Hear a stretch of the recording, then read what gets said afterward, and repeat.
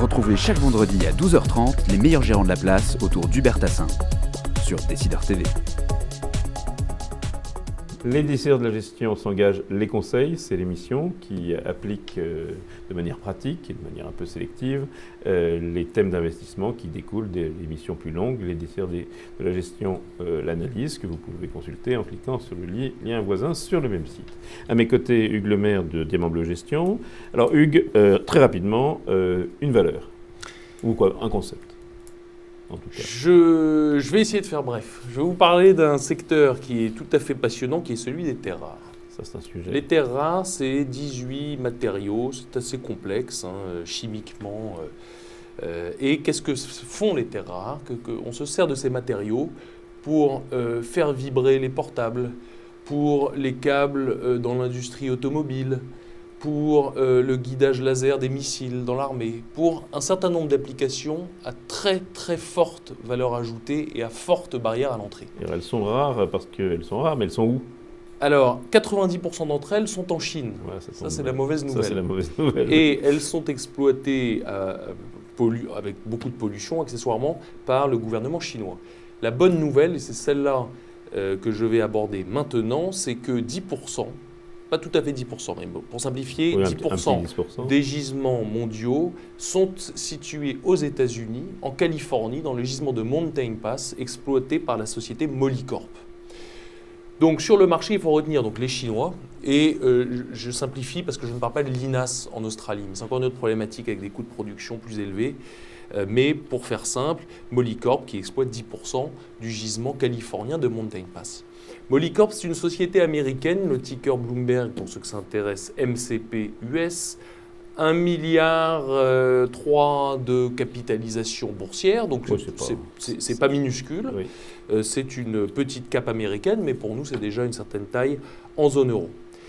Quel est le sujet sur Molycorp ? Molycorp valait $70 en 2010 et Molycorp en vaut 5 aujourd'hui. En valait 5 il y a 2 mois.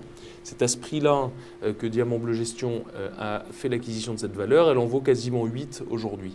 Les Chinois ont sans arrêt depuis 2 ans soufflé le chaud et le froid sur l'offre de terres rares. En disant on ouvre totalement les vannes, ce qui a fait chuter fortement les cours. Ah non, on les referme. Ah non, on les rouvre.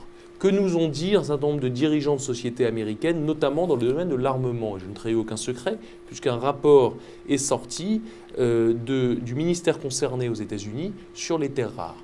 On ne se fournit plus auprès des Chinois. On a trop de contraintes d'approvisionnement. Oui. On a beaucoup trop de contraintes sur l'offre. On va se fournir auprès, et ça participe d'une politique américaine plus large de retour d'indépendance énergétique, le secteur manufacturier local, etc. On va se fournir très logiquement sur le gisement qu'on a, qui est celui de Mountain Pass en Californie. Et donc, Molycorp, dans le cadre d'un projet qui s'appelle le projet Phoenix, est en train d'augmenter la capacité de ce gisement de Mountain Pass, a émis des actions, ce qui a évidemment participé à cette baisse en plus de la Chine, pour avoir des finances saines, ce qui est le cas aujourd'hui avec au moins 2 ans de besoins en fonds de roulement qui sont assurés.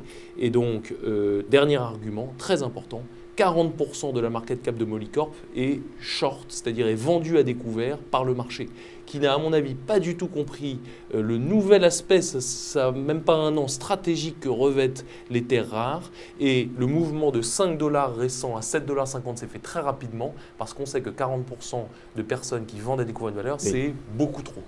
C'est beaucoup trop. Bon, ça, c'est effectivement les arbitrages matières premières qui ont joué, y compris dans cette valeur. Soyons contrariants et on fait partie des rares acteurs à acheter. Une valeur, un secteur à vendre ou à éviter arbitrer. J'arbitrerai un certain nombre de banques européennes, françaises, qui ont été bien revalorisées. J'ai SocGen en tête. BNP a également fait l'objet d'une belle revalorisation.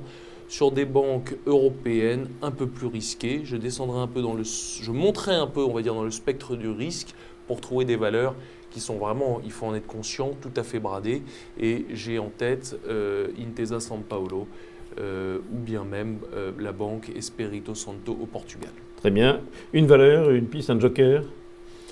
Joker, alors je vais continuer sur la même thématique. Je pense que c'est tôt, je pense que c'est compliqué, je pense que c'est illiquide.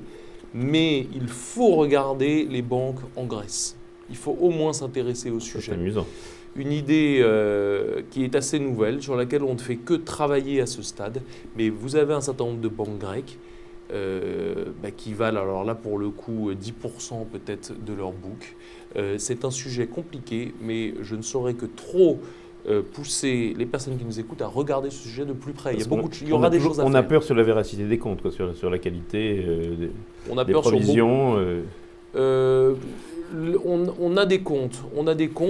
Non, on a peur sur le montant même de ces Oui. provisions, puisque sur leur véracité, et deuxièmement sur la liquidité de ces titres. Donc c'est très tôt, mais il faut vraiment regarder le sujet. Mais comme c'est la question de Joker, je vous permets. C'était un Joker, ce sera donc le mot de la fin. Merci. Vous pouvez consulter l'analyse qui a été donnée par Hugues Lemaire en cliquant sur le lien voisin sur le même site. Sinon, rendez-vous début septembre. Au revoir.